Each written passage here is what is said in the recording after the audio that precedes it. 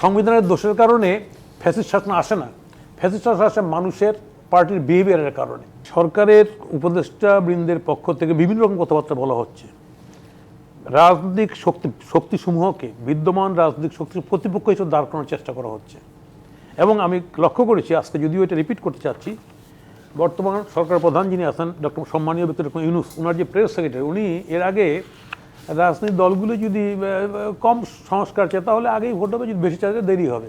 মানে এই যে ডিপ্লোম্যাটিক কথা, আমি অ্যাজ এ হোল সরকারের মধ্যে কথাবার্তার মধ্যে অনেক রকমের ডিপ্লোমেসি এবং রাজনীতিতে মানে অন্যদেরকে হেয় করার কথা আমরা স্ট্যাটাসে বক্তব্যে শুনতে পাচ্ছি। যেমন ধরেন যে বিএনপি তো সব আইজি থেকে সব নিয়োগ বিএনপি দিচ্ছে।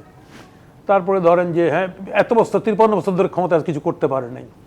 রাজনীতি একটা রিলে রেস, কথা বুঝছেন না? এখানে রাজনৈতিক শক্তিসমূহকে প্রতিপক্ষ হিসেবে দাঁড় করিয়ে নিজেরা কি হাসিল করতে চান, এটা হচ্ছে বিষয়। রিলে রেসে তো আসলে জনগণের একটা বড় অন্তর্ভুক্তি থাকার কথা। ডেফিনেটলি আমি সেই জায়গাটা আসছি। আমি যেটা বলতে চাচ্ছি, যেমন কতগুলি কথাই আসছে এই সরকারের পক্ষ থেকে এবং কিছু বুদ্ধিজীবী যাদের মাঠের রাজনীতি ওরকম অভিজ্ঞতা ছিল না, আমি নাম মেনশন করে বলছি না, খুব বড় বড় কথা বলছে। 72-এর সংবিধানকে রাখাই যাবে না।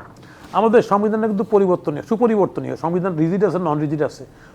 কত সংবিধান আছে কোনো দেশের পরিবর্তন করাই যায় না, খুব কঠিন। আর কি সংবিধান আছে ইজি পরিবর্তন, আমাদের সংবিধান ইজি পরিবর্তন করা যায়, অর্ডিন্যান্স করেও সংবিধান পরিবর্তন করা যায় উইথ ডিউ রাটিফিকেশন ইন পার্লামেন্ট। আমি একটা উদাহরণ দিই, শুধু এত তত্ত্ব কথা তো বলার দরকার নাই তো, বুদ্ধি ফলানোর দরকার নাই তো।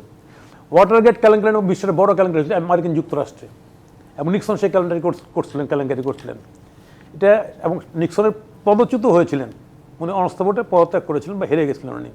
এই কারণে মার্কিন সংবিধান পরিবর্তন হয়ে যায়নি। সংবিধানের দোষের কারণে ফ্যাসিস্ট শাসন আসে না, ফ্যাসিস্ট শাসন আসে মানুষের পার্টির বিহেভিয়ারের কারণে।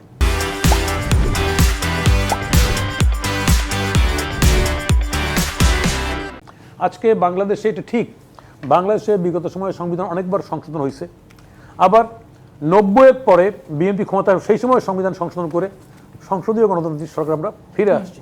হ্যাঁ, কেয়ারটেকার গভর্নমেন্ট হয়েছিল, আমাদের ত্রুটির কারণে আমরা কেয়ারটেকার গভর্নমেন্ট যে ভালো নির্বাচন ব্যবস্থা সেটাকে আমরা রক্ষা করতে পারিনি, এবং শেখ হাসিনা এসে সেটাকে চূড়ান্তভাবে শেষ করে ফেলছে। নিজের দলের নির্বাচন, দিনের ভোট রাতে করা, নিজেই ভোট করা, অনেক কিছু করছে। এবং প্রশাসনটাকে এমন করে দেখতে পাইছি যে ডিসি এসপিরা রীতিমতো নৌকায় ভর্তি করে বক্তব্য দিয়েছেন, এবং তার রেমন্যান্ট, যদিও সেই সরকারের পতন হয়েছে, প্রায় 2000-এর মতো আমাদের এখানে শহীদ হয়েছে, সে সরকার পালিয়ে গেছে তার জ্ঞাতি গোষ্ঠীর সহ। বর্তমান সময়ে কিন্তু যারা ডিসি গেছেন, আমি কালকে ব্রাহ্মণবাড়িয়া গেছিলাম, ডিসি নাকি বলেন যে আমি তো জামাতের লোক। আরে বেটা, জামাতের লোক হলে মিছিল করেন রাস্তায়, কোনো অসুবিধা নাই তো, জামাত রাজনীতি করুক। আপনি প্রশাসনের কর্তা ব্যক্তি, আপনি bridge between government and public, আপনি কেন বলবেন যে আপনি জামাতের লোক? আপনি রাস্তায় মিছিল করুন, অসুবিধা নাই, জামাত করুন, কোনো অসুবিধা নাই, সামনে ভোটে ফাইট করুন, ক্ষমতা আসেন, নো প্রবলেম, সমস্যা নাই। কিন্তু প্রশাসনের কর্তা ব্যক্তি হয়ে যখন আপনি বলবেন যে আপনি অমুক দলের লোক, আপনি অমুক দলের লোক, তাই না, তখন তো এখানটা কিন্তু এসে যায়।